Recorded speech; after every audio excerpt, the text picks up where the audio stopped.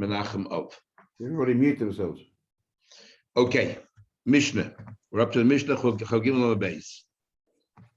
The Mishnah says, we just had the last Mishnah was about two women who were taken captive, and each one testifies about themselves. We have a problem if we knew about it beforehand, but if they testify about each other, even though they're a witness, we believe them. So the same thing applies to Shnei Anoshim, two men. If each one comes along and says they are a kohen, ain't the money. We don't believe them to give them truma. We'll see later why not. But if they're testifying about each other, so they're now behaving like a single witness, money. A single witness can give us testimony regarding another kohen that they are a kohen. Rabbi Yehuda disagrees. He says, "Ein mailin lekahuna al pi echad."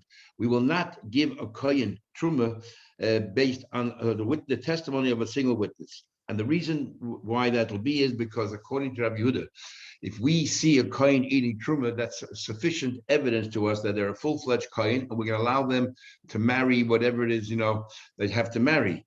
And it's a ma'ila yuchsin. And therefore he says, when it comes to yuchsin, we need two witnesses. So therefore for truma also we'll need two witnesses. And according to the Tanakama, just because you ate truma doesn't mean that you can, that for yuchsin we accept you, or for avoid the basic midrash accept you as a kohen, and therefore even a single witness is good enough, because all we'll do is give you truma, but we're not going to go the next step. Okay. Amar Rabbi says, you're telling me that you do not trust a lone witness when it comes to telling us about a kohen. It depends when. When do we say that? Only if there's a dispute whether they're a kohen or not. So then a single witness is not good enough. But there's no dispute. But there's no dispute whatsoever, then we will what do you call it? Be milet to kahuna based on one aid. We'll give them truma based on a single aid. If nobody asks any questions, we will do it. Okay, fair enough. So we have three opinions here, and Rabbi Elazar is sort of in between. He agrees, Rabbi Yehuda, you need a single witness. A single witness is not good enough, but only if there are allegations that this person is not a kohen. Comes along the final opinion, which the Gemara later will discuss what exactly he's saying. Rab Shimon ben Gamliel, I'm sure Rab Shimon ben Azgan. Rab Shimon ben Gamliel says the name of Rab Shimon, the son of the Sgan, the deputy Kohen Gadol. Yes, you will be Maila Tekuna based on a single witness. So what exactly is he saying? It's not clear. What's his opinion? So is he agreeing with Rabbi Yehuda, with Rabbi Elazar? Is he arguing with all of them? He's saying something else. We'll see in the Gemara later. Or not today, later. Says the Gemara, Kol Hani Lamali. Why do we need? Basically, this whole parak started with Rabbi Yeshua telling us that even though I don't believe in the concept of migui, but I do believe in the concept, the principle of pesha asa pesha hitir. That is, that if I'm the one who incriminated myself, I'm the one who get myself out of the hole. And we did discuss the whole discussion whether pesha asa is another branch of migui or it's totally separate. But we had the Gemara yesterday that is from the Torah. We learned the Gemara wanted to bring a pasuk as bitin the sati li shazen, and the Gemara said it's a svara, such a strong logic, it's compelling logic. We don't even need a pasuk. Anyway, so the Gemara kol hani lamli. So why do we have all of these mishnahs giving us different examples of pesha asa? And the Gemara will go through each mishnah. The Itan, if we only learned the first mishnah in this Perek, which is that Moed Rabbi Shua is Moed, that if a person goes over to orphans and tells them, this field used to belong to your father, but I purchased it from him, right? Pesha asa, pesha hitir. The next mishnah is that witness that says, yes, this is our signature, but you should know that it never happened, the transaction never happened because we were coerced. It's the same idea, pesha asa, pesha hitir. So says the Gemara, why do we need both of those mishnahs? They're both saying the same thing. So the Gemara, because the Mishnah only told us that Moed Rabbi Yeshua. If the Mishnah only told us Rabbi Yeshua is the first case about the property, I would say, why? From the the guy, the moment the person says this property belonged to your father, he's actually harming himself because now he's about to lose the property. So there's no question that when he said that first statement, he already knew he was going to make the second statement, but I bought it from him. So he's not changing his mind. Obviously, he's telling the truth. I will aid him. When it comes to witnesses, they said that this is our signature. It's a valid star. Then they say, but you should know we were coerced. It never happened. It could very well be that because it doesn't hurt them at all, maybe initially when they said it's our signature, that's all they were planning to say, it's a valid start. Then for whatever reason, they had a change of heart, and now they say it never happened. Who said we believe them? Maybe it's a change of heart. There's no loss of them. Maybe we shouldn't believe them. Maybe we shouldn't say pesha asa. We shouldn't say that. If we only do the second case of our witnesses, I'll say, you know why we believe in witnesses? Should alma, because whatever they're saying does not affect them personally, it affects others. So why would they come and suddenly change their mind and say yes, but it never happened? Must be from the beginning that was their plan to say, exactly what it was. It was say signature, but they were coerced. But the first Mishnah, which is about themselves, not harming anybody else but themselves. Maybe initially they were going to say, maybe there was a change of heart over here. Therefore, that's why we need both Mishnahs to tell us that that Pesha Asa Pesha we believe them. Okay, so just tell us those two Mishnahs. Why did we need the next Mishnah, which gives us two more cases? One is where a woman says, I was married, but now I'm divorced. Again, Pesha Asa Pesha she's believed. And then the next part of that mission is, I was kidnapped, I was taken captive, but nothing happened, and therefore I'm permitted to marry a kohen. And again, she's believed. What do we need those two additional cases for? The principle we already laid down, Pesha Asa Pesha Yitir. So Gemara continues. We only knew the first two missions. I would say Mishnah in both of those cases to deal with money matters. So therefore, we believe, even though you're changing your story, we believe you. I will the moment that she establishes that she was a married woman, we're talking about Issa, not money here, Issa. Who said that now that she says I'm divorced, that we can just trust her? Maybe it's not good enough. Maybe you need to bring witnesses or something. Okay. So Gemara said, fine. So you told us that even when it comes to matters of a marriage, we say Pesha Asa. So why do we need the next case, which is we were taken captive, but nothing happened, we were innocent, and we can marry a kohen? What do we need that for? The principle is there. What do we need that for? So the Gemara should Mishnah, because the very end of that Mishnah tells us a chiddush, and that is that what happens, she lost her Pesha Asa. She got married, or we learned yesterday she got permission to get married. And then two witnesses come along and said, she's a married woman. So she no longer has Pesha Asa. The din is, once we gave permission to get married, it stays that way. So therefore, that's a big chiddush. And that's why we need the Mishnah. The Mishnah is asked, once she got married, or once she received permission to get married, Bo Aiden came along witness and said, you were a married woman, so she no longer has that Pesha Asa. Nevertheless, once she got married, or once she received permission to get married, leave the things the way they are, and she doesn't go out. That's a big chiddush. Now says the Gemara, if you learn that this, remember we had an argument, this last clause, that if you got married, you stay the way you are we talking about the first case, Eshes Ish, or are we talking about the case where she was taken captive? If we're talking about the case of Eshes Ish, that in the case of the married woman, and she said, now I'm divorced, and later came witnesses and said, that you're a married woman, and still we say, look, one best can rule, best can rule the rule, then surely in the case of taking captive, which is only, which is a much lesser issa, surely we, once we paskin, it stays that way. So if this clause is referring to the first part of the Mishnah, our question still remains, what's the point of the second part of the Mishnah?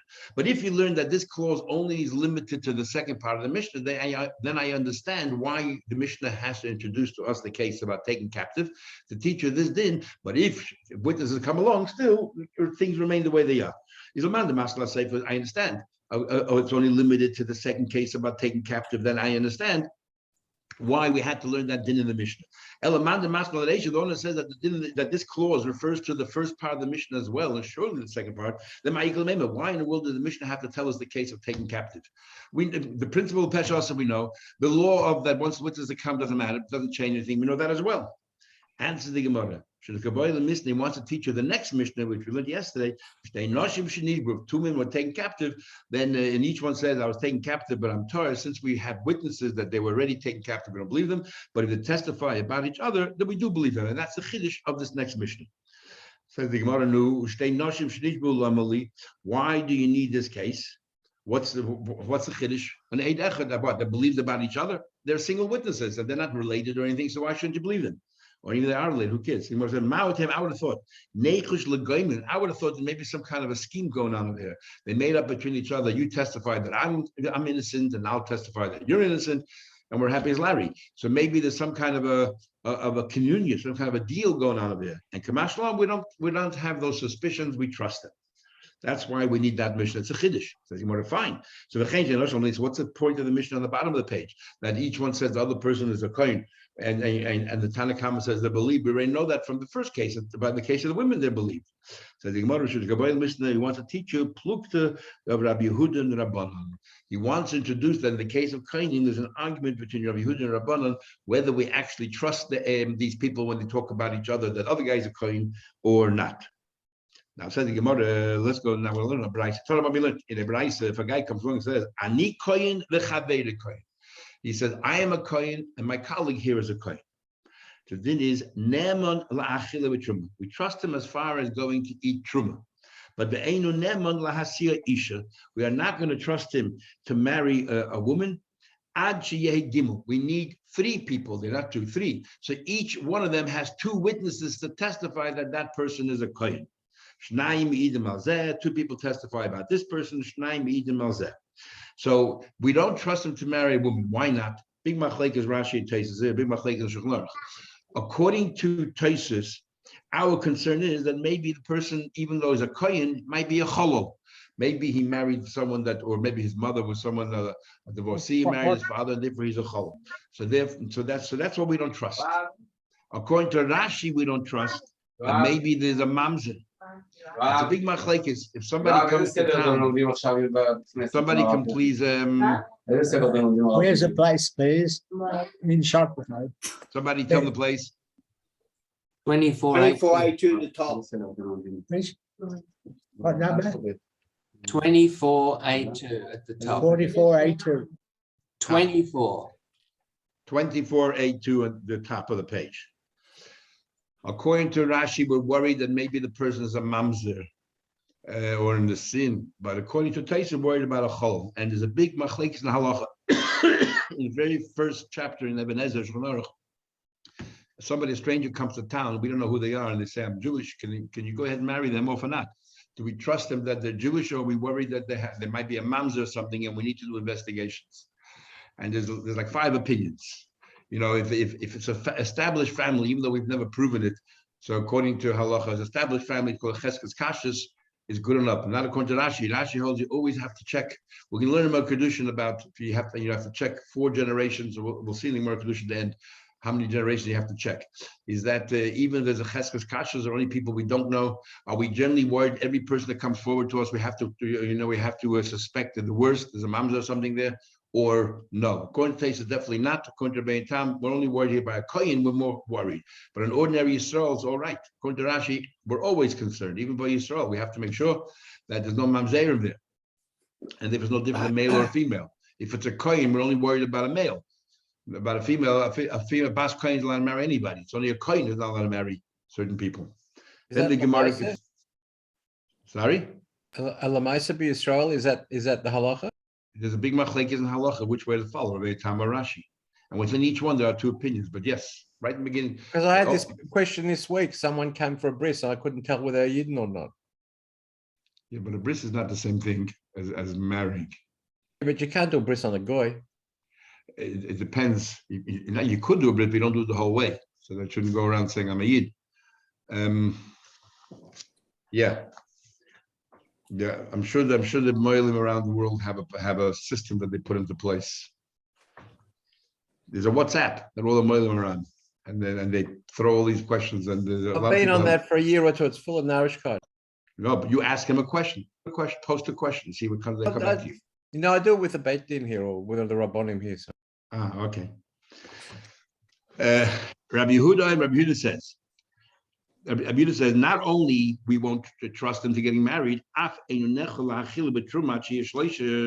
you say that as far as truma is concerned, that's good enough, one can testify by the other. It's only a question of marriage that you need 2 witnesses. I say even for truma, you need 2 witnesses. You need 3 people. So 2 can testify about the other person that he's a kohen and can eat truma. Now, the Gemara understood right now. What's the basis of their argument? The question is, if by 2 people, maybe they make some kind of a pact that each one is going to testify on behalf of the other person. Remember, it would seem from here, Rabbi Yehuda chayish l'gaim. Rabbi Yehuda doesn't trust them because he's concerned that 2 of them came forward and they said, let's make up between ourselves that I'm going to say you're a kohen, you'll say I'm a kohen, and that's why we don't trust them. Why won't that happen with 3 people? Because the Torah says 2 people you have to trust as Aiden. And when we talk about a kohen, it's not just, by Yisurim, we believe 1 aid, but here it's not just Yisurim for lose money because he gets pigeon a ben and they get, the trum and all that. So it's Isur, there's money, there's a lot involved. Single aid is not good enough, maybe. But they're not concerned, they're not suspicious, and therefore they trust him. That's what it would seem. The problem is we have another case where it seems to be the opinions are exactly the reverse. Well, we learned elsewhere just the opposite. Nah, we learned in a Mishnah, Hachamorim. We learned in the Mishnah that those people who do freight. They came into the city, and one of them said, he brought in with him some tavua, some grains and some crops. One of them said, one of them said that one of them said that my tavua is brand new and my friend is old. What exactly is he saying? According to Rashi, it's a monetary thing, it's a commercial thing. That very fresh grain is not so good. You need it to age a little bit. So he was putting himself down, but he was saying, but my friend, he had good quality. It aged a bit, the grains, it's much better quality.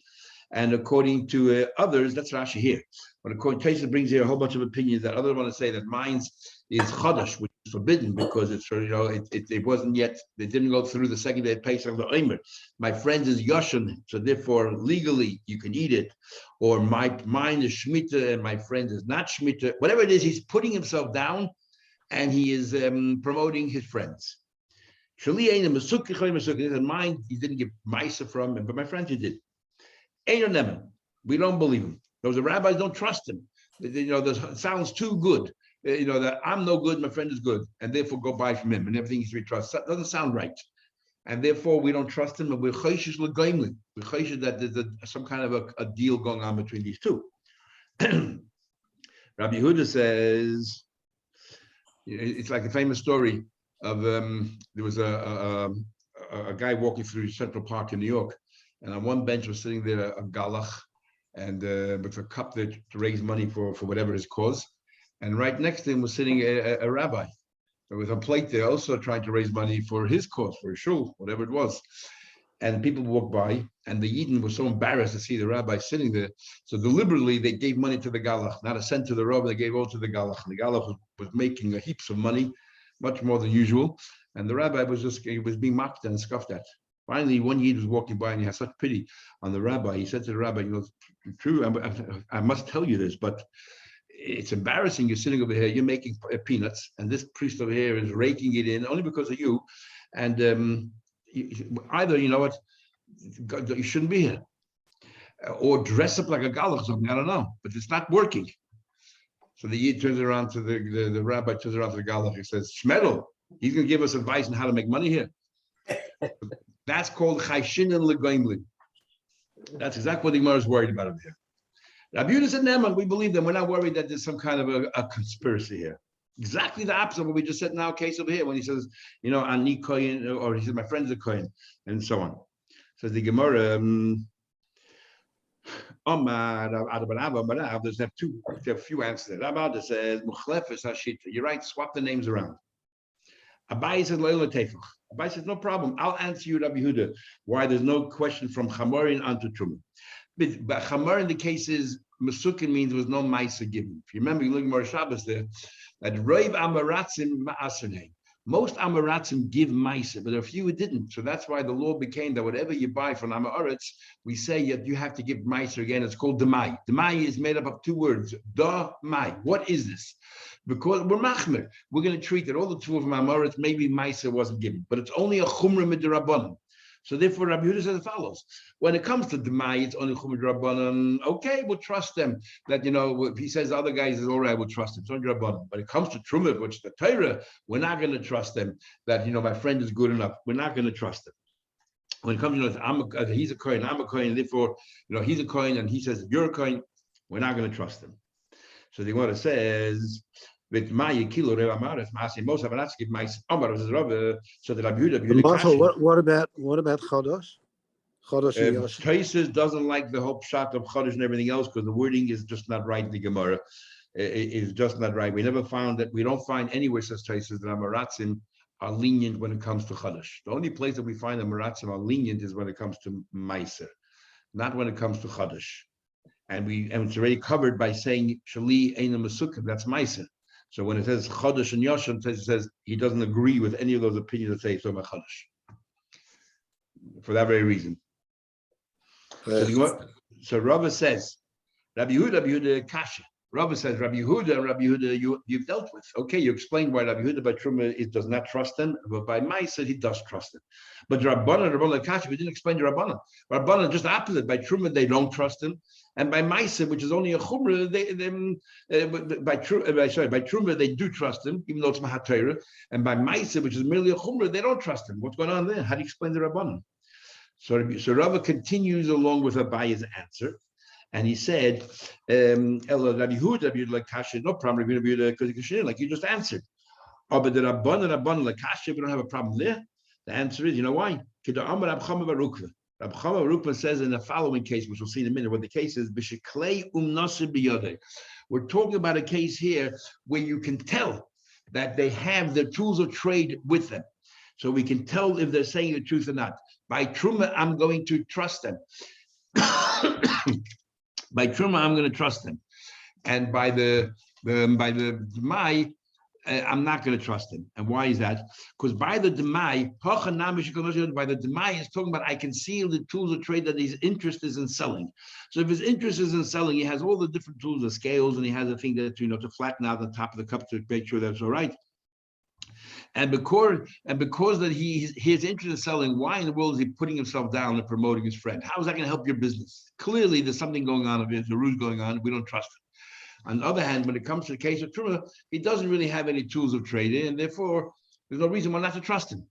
Rabbeinu Chananel says by Truma that when the Gemara says the tools of trade was actually referring to Truma, that he had with him special pottery or special pots and pans that cannot be makabel Tumah, that only ones who take those kind of pans, use those kind of pans are kohanim, made out of dung. So these are earth. These are things that do not become tummy, and because they're not makabel Tumah, they're not very nice. Who would use them? Only a kohen. So that proved to the chachamim that this person is honest, and when he says that they're a kohen, we can trust him because their tools of trade as a kohen are with them. That's how Bechanam learns. Now, what's the story about over here? The tools of trade. You mentioned Rab Chama Baruch. What's going on there? So Gemara explains. Hey, Rab Chama Baruch. What's this Rab Chama Baruch? Where did we study? Where did we see his reference? Now we learn Hakador. Somebody makes pots. He put down his pots somewhere on the ground. He got at least as mayim, and he already went down to drink some water from the creek. Hapnimis, and then he comes back and he left them alone. Now we don't know that somebody touched them. Did they become tamei? So hapnimi is those that were internal, and people generally are beyond arm's length to Hairis, remain tight. Achitzaini is the outer ones, the ones that are closer to the street, the Tmei is a Tamei. That's what it says in one Bryce. But another Bryce, that's in the Mishnah. Yet what Tanya, in the Bryce we learned, Elu, the Elu Tmei, they're both pots, whether the external or whether the internal, are all Tamei. What's going on here? Says, we can tell if the person just used the pots for himself, or the person has the pots for sale. That if the Bryce is talking about we had the pots for sale, so people coming over, they want to touch and see what it feels like, how big it is, and so on. So therefore, even the internal kalim, there's no guarantee that somebody didn't touch it. That's why they are all tummy. But the first case in the Mishnah is talking about his own private pots. So therefore, they are tired. The ones inside are tired, nobody touched them. So he says here, when you can see from the tools of trade to sell with there, definitely everybody touches them, and therefore all the pots are tummy in the case of the brisa. Says we have another brisa, but Tanya, we look at another brisa, that all the pots are tired. How does that work? It's not for sale, it's for his own private use. So now we have a problem. One brisa says that all of the pots are tahor because of private use. The other brisa says all the pots are tameh because it's for sale. So how do you explain the Mishnah that the internal pots are tahor, but the external pots, the outer ones, are tameh? Why are they tameh? If they're for sale, then they're all tameh. If they're not for sale, none of them are tameh. What's going on? The Mishnah is the inner ones are tahor and the outer ones are tameh. How can you find that? Says the Gemara, not because people just touched it. It's not for sale. Yet the Mishnah says the outer ones are tummy. We're talking about a special case. What is that case? We're talking about in a case where you put your pots down. It's right next to, in close proximity to the public space. And if they put, people used to put like barriers between the Shusarabim and Shusayachid, they didn't want that the people from the Shusarabim to go to their properties. And what would happen is that you sort of limited the space in Shus Rabbim, and people would rub against these barriers. And if you have your pots also next to those barriers, you're also, making the place, I guess, you're squeezing everybody, and people therefore rub against it, or if they're tummy, they're going to touch it, or their clothes are tummy, there's going to, go over the kalim. It might be like an oil, and as a result of that, we say the external pots become tummy because people might have touched it inadvertently while they're walking, but the internal, nobody touched that. That's why. Okay, getting back to our original question, Rabbi Yehuda Chachamim, how come in the case of Truma, Rabbi Yehuda says we don't trust them, the Chachamim say we do trust them, and how come in the case of Demai, we says the other guys, if food is all right, mine isn't, Rabbi Yehuda says we don't, we do trust them, and the Chachamim say we don't. So we have another answer here. It says another answer is Rabbi Yehuda the Rabbanan, they're not arguing at all about Goimlin. Rabbi Yehuda trusts people. He doesn't believe they have any schemes in place, and the Chacham hold we don't trust people.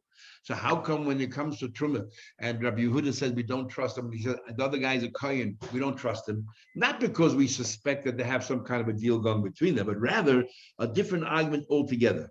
Rabbi Yehuda Rabbanan the Mailin Metruma LeYuchzik Miflagin. If we establish that a certain person is a Kohen as far as Truma is concerned, does that automatically mean that the person is a Kohen regarding marriage and he has all the dinner of Kohen there, or not? According to Rabbi Yehuda, yes, if you establish someone is good enough for Truma, is good enough for Yuchsin. And therefore, since for Yuchsin we need 2 witnesses, for Truma also we'll need 2 witnesses. Not because we don't trust them, because an Eid Echad is not good enough. Because when we talk about Truma, we're actually talking about much more than just Truma. We're talking about Yuchsin, about marriage. But according to Chachamim, just because we see somebody observing somebody eating Truma, does not give us yet enough credibility, or doesn't give him enough credibility to say he's a full-fledged Kohen. Now, what do you call it? There's a big machlekes. Let's continue a bit further more. We have a question. So how do we establish someone is a Kohen? Let's say we see someone behaving in a certain way, in certain respects is behaving like a Kohen. Does that automatically mean the person is a Kohen or not? So for example, we have a question. If in a document it says this person will still say that the person is referred to as a Kohen, and does that automatically mean he's established to be a Kohen, and we can also trust this person to be a Kohen when it comes to marriage or not? Heichidami, what are we talking about? If this person, by the signature of it says here, Reuven ben Shimon HaKohen, is that what we mean? And because it's signed as a Kohen, therefore it establishes this person is a Kohen in every respect. Man Kamasar, he just said about himself. Nobody else testifies about him. Just because it's signed in a document doesn't prove anything. We're talking about the Kosabe. In the document, we have a lender and a borrower, and we write there regarding the lender. Let's say the borrower writes, we write that the borrower, Reuven Shimon HaKohen, borrowed from this person, and then 2 witnesses sign. So you have 2 witnesses signing the document, and it sounds like that they're testifying. Harvey, can you mute yourself? Take the phone off. Harvey, turn your mute on. It's not me. It is you. Mute yourself. Mute your computer, Harvey. Okay, done. Thank you. Sorry. Okay. So the document said that the borrower was a Kohen and 2 witnesses signed. And the question is going to be, when the 2 witnesses sign the document, what are they actually testifying? We had a big argument, Rebbe and the Chachamim. According to Rebbe, they're just testifying that this document was written and they signed. And the other ones say that they're testifying about we had an argument when 2 witnesses come to verify the signatures. Are they about themselves? Are they verifying merely the signature, or they're verifying the contents of the shtar? But generally, when witnesses sign a document, are they only attesting to the general thrust of the document, or also to every single detail in the document? So, for example, Reuven ben Shimon borrowed $100, but it says Reuven ben Shimon HaKohen. Are they merely testifying that Reuven ben Shimon borrowed the money, or they're also testifying every detail written there, the address, the fact that he's a Kohen and everything else? So do we have 2 witnesses here that he's a Kohen, or the two witnesses didn't care? It's irrelevant to the fact of if he borrowed money, totally irrelevant whether the person's a Kohen or not a Kohen. So merely when they signed, they're merely testifying. They didn't do any homework to see if he's a Kohen. They're just testifying that they saw a transaction alone taking place. That's the question. How far do we take the signature of witnesses? Sahadi, 2 witnesses signed in it. What's it then? Do we say I'm the witness? I'm merely testifying to the fact that this transaction took place. They're testifying about everything that happened, including the details like the koyin and so on. So we have an argument. One of them says, yes, the witnesses are testifying about every single detail in that star. If they say the koyin is a koyin. And the Chadamar Eimaila. No, the witnesses are just talking about the general thrust of the document. They did not go into the details. Another question. Mahu. Okay, there's one thing. There's a general argument in halacha. Today, kohenim, we don't have witnesses for kohenim today. So what is the status of kohenim today? What is the status of kohenim today? There's a big machlekes in halacha. By hativ, everyone talks about it. Shach. Are all kohenim today called Safek kohenim, or they're called Cheskes kohenim? All kohenim today are called Cheskes kohenim. What does the Cheskes kohen mean? That they're a Safek? No, how do we know anybody's a kohen today? How do we know anybody's a kohen today? And even if they come from a family of kohenim, maybe somewhere along the line, a ger came into the family, or the cholol, who knows? There's no one to testify. So some say that the chazaka kohen makes him strong enough kohen, and others say, for example, pidyon haben. We give a pidyon haben to a kohen. Do you know for a fact that this person is a kohen? So there are some poskim that are machman that every kohen you see, you should continuously give a pidyon haben to, because you don't know which kohen is the right kohen. The Minchas Chinuch paskins, actually, that we follow the Marid and others who say that today all kohenim are only Safek kohenim. So he paskins when it comes to pidyon haben, you should not give the money to a kohen. You should give it to a third party, to a Yisrael, and you say to the Yisrael, I want you to be zoiche these 5 coins to the kohen of the world, to the kohenim of the world, to the real kohenim. So as far as pidyon haben is concerned, I fulfilled my mitzvah, but no kohen can come and collect the money because I would say I want it because prove that you're a kohen. He said that's the only way to do the mitzvah correctly, because this way at least you're zoiche to a real kohen out there. You just don't know which one. And that's what he says. But the world today, we do pidyon haben, we do go to kohenim, which means that we behave as if cheskes kohenim is not that they're a Safek kohen, but they are like a good enough kohen when it comes to pidyon haben on these things. Okay, then the Gemara So continues. what's the criteria for cheskas kohen? Just because Anyone he says that the Shulchan talks about, if a guy comes along and says, I'm a kohen, is that good enough? We'll see in a minute. If someone gets an aliyah, is that good enough to say, well, if I saw the person get an aliyah kohen, that's we'll see in tomorrow's Gemara, that this person is a kohen. Depends for what. A cheskes kohen is either the family is known to be kohenim, according to many poskim, it has to be a family of kohenim, not just one person comes along. So if one person comes along and says, I'm a kohen, we would not accept that this person is a kohen. I mean, aliyah is one thing, but pidyon haben and other things we would not accept. Things where you need a real kohen. And others say that you do trust. So it's a big machlekes. So let's continue. If you see a kohen, you see a person duchening, can we automatically assume the person is a full-fledged kohen as far as getting married and so on? So the Gemara says, Tiboy, this question will be a valid question according to both opinions. Whether we say that from Truma, we will elevate to Yuchsid. I have a question, what about duchening? And the Tiboy Leman Domer Eimanen. And I'll ask the same question. Somebody holds it, do you not promote a kohen from Truma to full-fledged kohen? Well, maybe duchening is different. And why is that? Tiboy Leman Domer Eimanen, the one that says that from Truma to Yuchsid will go, I will say, Hani Mil Truma, maybe Truma Dover Misi. Where if somebody's a Yisrael and eats truma, they're a chayiv misa b'dei shemayim, which means we can argue there's no way that a person will concoct a story he's a kohen when he's putting his life on the line because he's eating truma. So he must be saying the truth. So therefore, we can trust him also as far as getting married.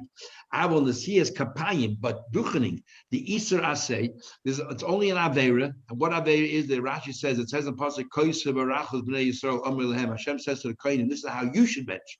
And not a Yisrael should bench. So there's only a mitzvah's asay. A mitzvah's asay is a much weaker Yisrael. So maybe people don't take it so seriously. And therefore, the fact that this person steps up and the platform and duchens, or does bichas kainim, doesn't prove there's a full-fledged kain. Or maybe no difference. Just like Truma, we can, if the person assumes the mantle of a kain, because at Truma, we can also assume if he goes up, steps up for bichas kainim, there's an avera involved, must be saying the truth. That's one way of looking at it. And to boy, I can ask the same question. What I said that you do not elevate from truma to yuchsin. I say, hani mili truma. You know why truma? We don't trust him. You eat discreetly. You're not worried that somebody will catch you out because you only eat it inside your house. So therefore, who said we can trust you? You're stepping up in shul and you're doing bichas kainim for the public. For Hesia. If you weren't convinced 100% you're a kohen, how do you know somebody in the crowd doesn't know who you really are and will come out there and say, hey, this guy's not a kohen. If he wouldn't really be a kohen, he wouldn't have the chutzpah to stand there in public and behave as if he's a kohen. No difference. Says the Gemara, Rav Chizda, Rav Avinu, is an argument. Chad amra mailim, chad amra eimain. One of them says yes, you do. That you will accept if he duchens must be a kohen, and the other one says no, just because he duchens doesn't prove he's a kohen in other respects. What do you say? What do you say if you see somebody duchening bichas kainim? Is that good enough? It's an argument to Ravina. They asked him, what do you think the halacha is? Before we continue, there's a famous Gemara in Shabbos we had that Kufi Chesam Beis. So the Gemara here clearly, the Gemara clearly says that a kohen cannot, a Yisrael cannot duchen, and he's over an assay of the Torah. If you remember Gemara Shabbos of Kuf Yud Ches Amud Beis, the Gemara there says that Amar Rabbi Yossi, the Gemara lists a whole bunch of things. He says, oh, I wish I have a chelik in the schus of these people who keep 3 meals on Shabbos, who don't walk around without tzitzis 4 amas, don't walk around without tefillin 4 amas. One of the things he said there was that if my friends would have told me to go duchen, I would have duchened. So Tosfos asks over there, I don't know what's the big deal. Why shouldn't he duchen? What's wrong if a zar duchens? That's what Tosfos says. And everyone asks. In fact, it's a Shulchan Aruch. Interesting that the Ramah, Shulchan Aruch itself, and the Magen Avraham, the Ramah, all ask, what's the Reed talking about? He doesn't know what Isa is involved. It's right here in the Gemara, Yovan Isa Asay. Right here. You want to say Yovan Isa Asay? A Yisrael steps up and duchens is Yovan Isa Asay. And this is a big problem. So there's a number of answers. And it also helps out understanding a little bit. Okay, a second. So one answer is the Ramah. Ramah himself gives an answer. He says, when is it forbidden? Only if he goes up together with other kohanim. If he goes up with other kohanim, then he shouldn't be there. But if he does it on his own, there's no other kohanim with him, then it's all right. Along the lines that if he pretends to be a kohen, then it's a problem. Only the kohanim. But if he's not pretending to be a kohen, well, over there, Rabbi Yossi is saying, my friends asked me, they all know I'm Yisrael. So if they ask me, I'm not pretending. Here, the Gemara is talking about, he's telling us he's a kohen, he's advocating his position, he's promoting himself as a kohen, and he goes with duchen, can we trust him or not? The Gemara says, even I say, because he's behaving like a kohen. But if he's not pretending to be a kohen, he's a Yisrael, and he duchens, then that is not a problem. This is one of the answers we give also. Why is Yisrael not pretending? I mean, he shouldn't be duchening either way. Yeah, but he didn't say, I'm a kohen, and therefore I'm duchening. It's only time it's an Avera is when the other Kohanim are there, so they are there as Kohanim, and you step up there with them. No, but you're pretending to be Isn't a he Kohen. making a bracha levatala? That's what others say. Others say the knows, Isser. only a kohen duchen. One second. Others say the Isser is only when the word says Isser, not like Rashi says Koisur Rach. Isser is you're making a bracha levatala. When did Hashem tell you to bench? Rabbi Yossi did not say that he would make a bracha. He says he would do bichas kaini, which is Yorech Hashem Yorech, without the bracha, and you're allowed to. And that's very important because it's a famous question, and the poskim have a problem with the fact that we bench our children on Friday nights or Erev Kippur, and you say bichas kaini Yorecha. How can we do that? We're Yisraelim. How can you go ahead and do bichas kaini on your children? So someone used these answers. It's only an avera if you do it with a bracha. It's only an avera if, the third answer, it's only an avera if you take it with the siyas kapayim, you lift your hands. In fact, duchening in the Gemara is always called the siyas kapayim, which means lifting your hands. So if you say the bracha, you don't lift your hands, you are. But we do lift our hands when we bench our kids. The Vilna Gaon says you should only use one hand, not both hands, because if you use both hands, it's a problem on the siyas kapayim, which is what a kohen does. You use only one hand. But the world uses both hands. But what we don't do is we don't split our fingers. We don't do it the way kohenim do, and therefore that's not really the siyas kapayim. In fact, in Halacha it talks about it. If you remember, we'll have a site as well. If you cannot split your hands, if a kohen can do birchas kohenim. So these are different answers that they want to give. So, Brian, what were you asking before? I just said that the whole everybody knows if one person, you said one of the answers, if a person goes up with Kohanim, then it's an Issa. If he goes by himself, it's not. But you always know only Kohanim bench, so that doesn't really hold. Yeah, but he said there, if my friends would ask me to do Birchas Kohanim, I would. All his friends knew that he was a Yisrael. So when they asked him, they wouldn't have asked him to do it as a Kohen. They would ask him because Rabbi Yossi would, give us a bracha. Okay, if they knew, it's different. Okay. Yeah, there's another answer given that in fact, interesting. The Sefer, there's a big machlekes between the Sefer Charedim, who's a Rishon, and the Ritva. The Sefer Charedim holds, which is interesting, just like there's a mitzvah for a kohen to do Birchas Kohanim, there's a mitzvah for Yisrael to be in shul to hear Birchas Kohanim. Just like the mitzvah then to give us a bracha, we have a mitzvah to actually receive a bracha. And the Ritva says no. But the Charedim, there's no mitzvah on us to hear it, the mitzvah for them to bench. But the Sefer Charedim said there's a mitzvah for us to hear it. And therefore, when we say that if a Yisrael goes up to Duchen, the Gemara says you're over and Asay, they want to say, you know which Asay you're over? Not Asay of doing Birchas Kohanim. You're over the Asay as a Yisrael, you didn't hear the bracha because you gave the bracha, you didn't hear it. And that's the Asay you were over. Because you have a mitzvah to hear the bracha from Kohanim. Instead, you stood up there and you said it at the same time as the Kohanim, so you didn't hear what the bracha the Kohanim was saying. That's the Avera. And Rabbi Yossi was talking about not at a time during Birchas Kohanim. We were talking about that he would get up there and do Birchas Kohanim, not when other Kohanim were benching, so he wasn't be over the Asay of not hearing the bracha from Kohanim. That's how others want to deal with it. Okay, let's go back to Gemara. So they asked Rabbi, what do you think if you see somebody, what do you call it? If you see somebody duchening, can you go ahead and assume the person is a full-fledged Kohen? Amalei says, he said it's an argument. He said, what do you think? What's the halacha? So he said, I know a particular brisa, which I think will prove one way or another. What's the brisa? Time we learn. Now remember when Ezra, and you learn some of this tomorrow, when Ezra went to Israel, the second aliyah, it's called the second aliyah, when he went to Israel, and he couldn't convince the people from Babel to leave. The Eden of Babel were very well settled and very well established. They were chutz laretz and had a good time. Very few Jews wanted to go to Israel. He only had 40,000 plus Jews that joined him, very limited. And when you learned the last parak in Kedushin that he was very careful, he wanted a shtar yichus for every Jew. He wanted to make sure that they're 100% genuine, pure, and so on. And then we learned in Yavamas a little bit as well, that Ezra was very upset with the Levim and he penalized them, for they refused to join him to go to Eretz Yisrael. He penalized them. Tomorrow you'll see what exactly the penalty was. So the Tanya we learned, Rabbi Yossi says, Gedolei Chazaka, a tradition, an established chazaka is that powerful that even though things should maybe go one direction, but because the chazaka will go another direction. And what is that?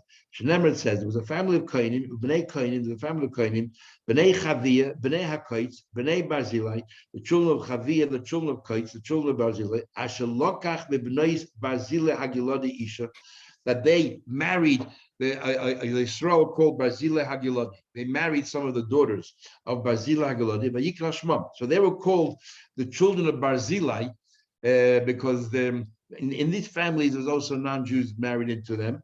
But this particular family married into Barzilai Hagiladi was Israelim, and Elu Bik and whatever. They were Kohanim. So but they took the name of Yisrael. The mother came from the family of Barzilai Hagiladi. They took that name. And Eila Bikshuk Sovim, Hamas Yachsim. So they were searching, give us a shtar yichus. Ezra was asking everyone to document your genealogy, and so on. But they couldn't find any document to prove their ancestry. So he took away from them the kahuna. He refused to allow them to behave like kohanim in the base of Mikdash and so on, to actually serve. And Nehemiah, who's called a Tishasa, then said lahem to them, even though you're kohanim, you cannot partake from the kabbanas or from the presents that kohanim get.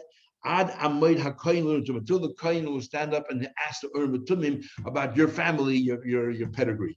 Now, as Rashi says, very interesting expression here. What do you mean? There was no Urim Tumim in the second base of Mikdash. So Rashi says here, it looks like this. He's a famous expression of Mashiach will come and, I'll pay you back, whatever it is, as if to say it's not going to happen for a long time. Rashi says that right here. Rashi says that this expression here, little Kohen Gadol, I'm just going to quote you Rashi. Rashi says, Like a person says to his friend, I'll give it back to you when Mashiach comes. In other words, who knows what will happen, when it will happen. Interesting. So this saying is actually in the times of Rashi, which is a saying that is so wrong because we believe Mashiach is coming every day, and this sort of says, Mashiach will come like in the never land. But nevertheless, so he did not accept it. But he did say you can continue eating. He said you can continue. He always said was you cannot eat from Kodesh HaKadoshim, as if to say, but Truma you could eat. Now, if he's questioning their kahuna, why in the world do you allow them to eat Truma? And if you eat Truma, why wasn't he worried if you allow them to eat Truma that tomorrow people think they're full-fledged Kohanim, they can marry anybody they want? So it's clear from the Mishnah here that even though they ate Truma, we do not trust them for as far as Yichus is. So here you have your answer, says Rob. That just because they eat Truma doesn't mean you can have a Yichus. Says Gemara, what did he read? He paraphrased now. What he meant to say was, you still have your chazak while you were in Bavel and you were kohanim. What were you entitled to? Truma. Now in Bavel, there's no Truma from the Torah because Truma from the Torah is only within the confines of Israel, but you had Truma in Rabbanim. So you ate begoyle, you ate kotche hagvul. Kotche Truma is referred to as kotche hagvul because you can eat it anywhere within the boundary of Eretz Yisrael. Anywhere in Eretz Yisrael, you chayim in Truma. So it's called kotche hagvul. So you guys in Bavel would eat also, would eat with the kotche hagvul. Is avkan be kotche hagvul. Now you arrive in Israel, you can continue eating what you ate in Bavel. So your chazaka, the fact that till now you ate that, you continue eating, but will not take you on as kohanim to serve in the base of Mikdash. You cannot be full-fledged kohanim. Now says Rava, including that, talking about truma, which means also that they duchen. The only thing you cannot do is kodesh kedoshim. So as far as duchening bichas kohanim, it sounds like they could. So it says Rava, how can they be do bichas kohanim? It must be because nobody is going to say because you did bichas kohanim that means you're a full-fledged kohen. Clear that the halach is that you do not promote from bichas kohanim to full-fledged kohen. These keep the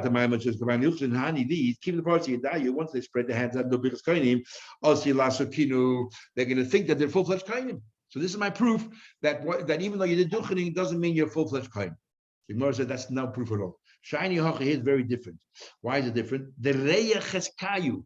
Over here in Israel, we're going to see all of the Kohanim participate in Kachim Kachim. All of the Kohanim receive these 24 gifts.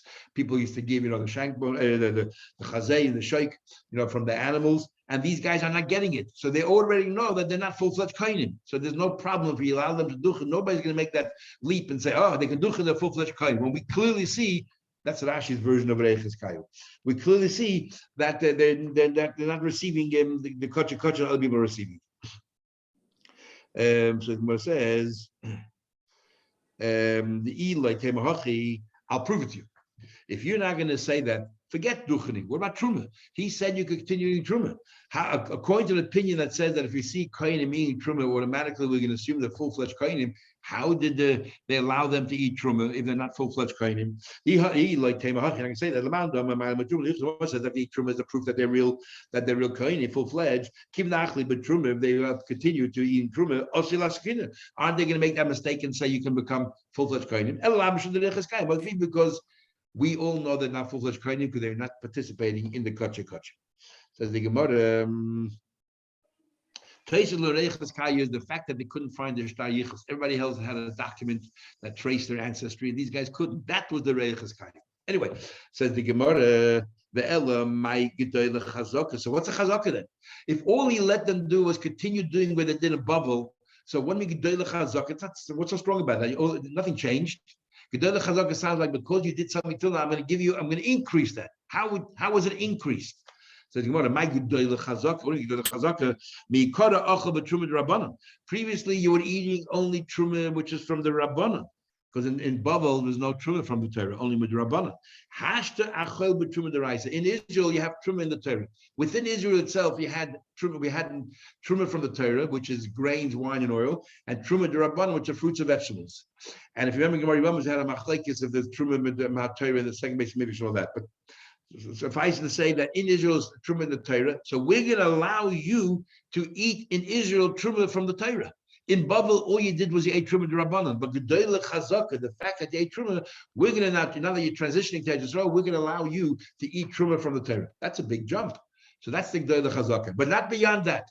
You're not going to accept you as full-fledged kohanim. That's one answer. Another answer is no. We're going to limit you to continue eating in Israel whatever you ate in Babel. You ate in Babel truma d'Rabbanan. In Israel, you will only eat truma d'Rabbanan, only the truma of fruits, truma vegetables. So what's the G'day Chazaka? But truma d'Raisa you cannot eat. And therefore, there's no question. You want to know, how can we allow them to eat truma? If we're going to eat truma, they're going to think, according to the opinion that says we're going to accept them as full-fledged kohanim. Why will we? You know why? It's only if you eat truma from the Torah do we accept you as a full-fledged kohen. But because we're limiting them only to eat truma d'Rabbanan, there's not an issue. Only if we let them eat truma in the Torah. But truma d'Rabbanan loy maskinim. But if it's only eating truma d'Rabbanan, we're not going to assume they're full-fledged kohen. So what's the G'day Chazaka? Well, my G'day Chazaka. What's the G'day Chazaka? The Afagav, the Ikal Migzah, we have good ground is since in Bavel, whatever they ate, even grains, wine, oils, only truma d'Rabbanan.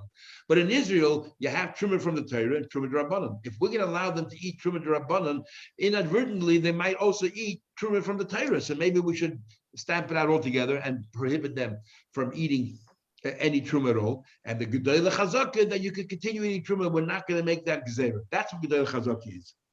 Now, we can worry we should truma the raisa. Legazin, we're not going to make a gzeira. And just almost finished. Over truma the raisa la'achal. Are you telling me that they did not eat truma from the Torah? What did Nehemiah tell them? Do not eat kachim. But everything else you could. That kachim are kabbanis. Truma sounds like you can eat whether it's truma from the Rabbanan, whether it's truma from the Torah. How can they go on a second answer be that they're only limited to eat truma in the Rabbanan? So it says, the only thing that Nehemiah told them you cannot eat from is kodesh hakadoshim. But truma you could. But kodesh hakadoshim but truma deraisa, but truma from the Torah, achal you can eat. So what are you telling me they only ate truma the Rabbanan? Says the Gemara, you misunderstood. You thought Kodesh Kedoshim is one word, and therefore you assume we're talking about Kabbanis. It's two separate words. He said to them, you cannot eat Kodesh, nor can you eat Kachim. What's Kodesh and what's Kachim? Hachikamar. Loi b'midid ikar Kodesh, you cannot eat anything which is called Kodesh. And you know what's called Kodesh? Truma. The Chsiv, it says by Truma, v'chol lo yochal Kodesh, that a Yisrael is not permitted to eat Kodesh. The Yisrael is not permitted to eat Kodesh. So we seek, and what are we talking about there? We're talking about Truma. The loy b'midin, also you cannot eat the ikar kachim, nor can you eat kachim, and kachim are kabbanis. The chsiv, it says in the pasuk there that a bas kohen marries a yisrael, she can no longer eat truma, but when her husband dies, she goes back home. Or bas kohen, it says in the pasuk, a bas kohen kisil izar, when a bas kohen marries a straight person, he betrumas a kachim l'seichel, she can never eat Trumas HaKachim again. And we say that if her husband dies, she can go back home and eat Truma, but she can never eat Kabbanis again. So there the word Kachim is referring to Kabbanis. So according to this answer, they could not eat Truma in the Torah, only Truma Midrabanan. And because they can only eat Truma Midrabanan, we're not worried about them going, that we're going to assume that they're full-fledged kind. Okay, and the one line, anything to do with Kachim, the rest of their lives, even